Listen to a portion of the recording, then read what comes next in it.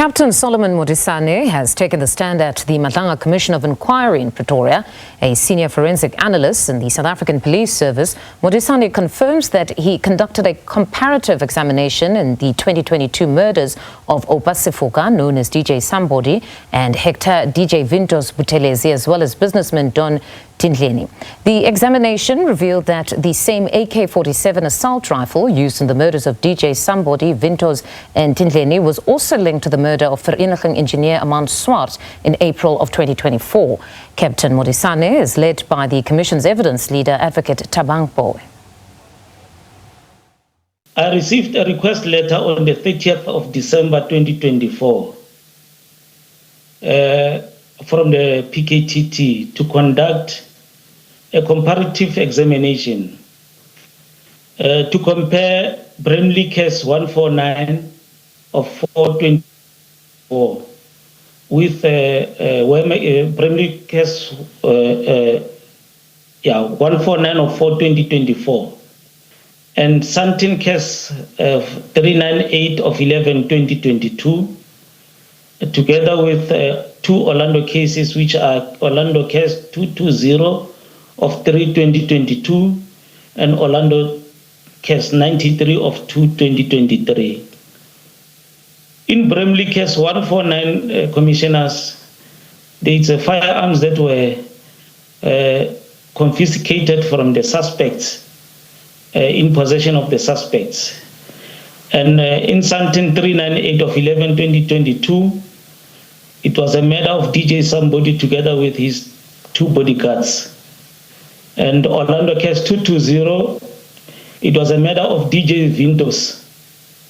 And Orlando case 93 was the matter of Mr. Don Tindleni.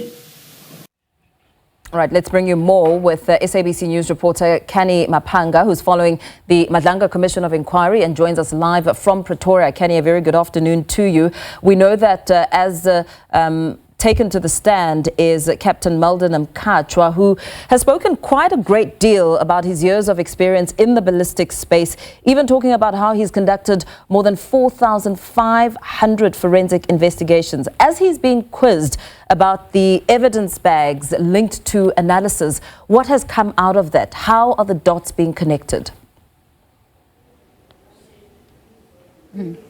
Indeed, good afternoon to you, Paul, and to the viewers at home. It's highly technical at the Madlanga Commission that is probing the allegations of criminality, political interference and corruption in the criminal justice system as they go through the ballistics portion of the evidence. Now, this all relates to witness A and B's testimony, where they alleged that they had to seek a second opinion or comparative analysis of the exhibits that were taken from various case numbers because of what they believed to be an alleged interference or a deliberate form of allegedly tampering the evidence that they had discovered in the Bromley scene, that is the crime scene that is connected to the Vereeniging murder of Armand Swart, and by extension is connected to several other murders, because we are hearing now that from the second opinions, where these analysts come in, that they were able to do linkages in those firearms to several other crime scenes. So, for example, you heard from Captain Modisane earlier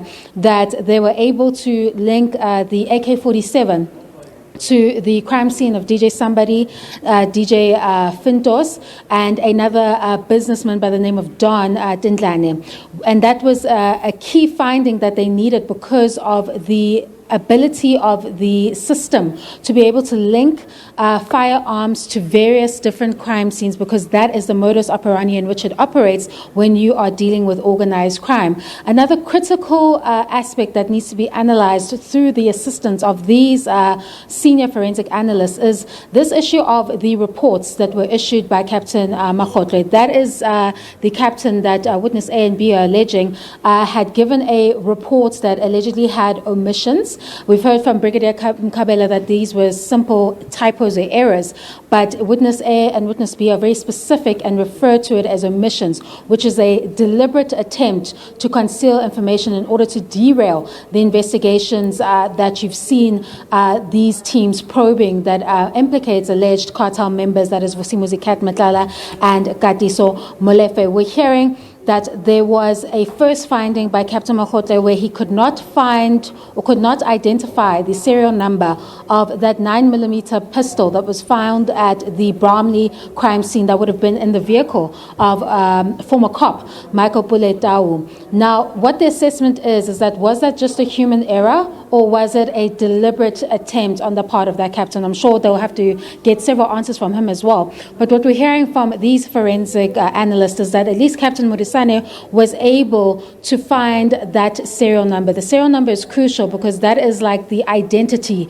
of a firearm. It's how you're able to locate who that firearm belongs to. So it's critical to an investigation of this nature. The evidence also points to Captain Makgotle allegedly knowing prior to his report, because it seems the report is backdated, that the firearms may have been linked to particular individuals. But that portion needs to be tested further. And what you're seeing right now with Captain Katra, who also did his own comparative analysis, is that they're now going through the errors one by one that were committed by Captain Makgotle to see if this was a genuine human error or if this was a deliberate attempt to derail that investigation. We expect the hearing to continue at 2 p.m. this afternoon.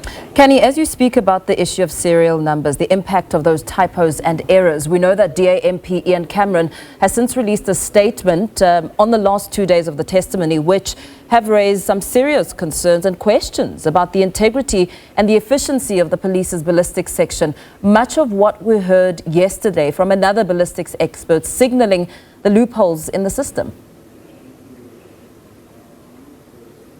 Well, that was actually the head of the SAB's ballistic section that started with the evidence yesterday. That is Brigadier Mkabela. As I was stating earlier, that he defended the ABIS system, stating that it's actually quite critical to the work of the fight against organized crime. But what he had attributed the challenges to was the fact that the magnitude of the firearms and the cases that they are faced with outweighs the resources that they actually have as the ballistic section. So you have just over 40 of those analysts that have to deal with, let's say, about 28,000 of those cases. And because of that, they're not able to deliver in real time. Now, he says that this instance was a typical human error. And he also attributes the third report that Captain Makgotle makes, where he's able to link the bullet removed in the autopsy of Armand Swart to the AK-47. And he says that if that analyst had an intention to sabotage the investigation, then he would not have included that information, which places the AK-47 that was found in that vehicle at the actual crime scene, because the bullet is actually removed or extracted from the body of Armand Swart.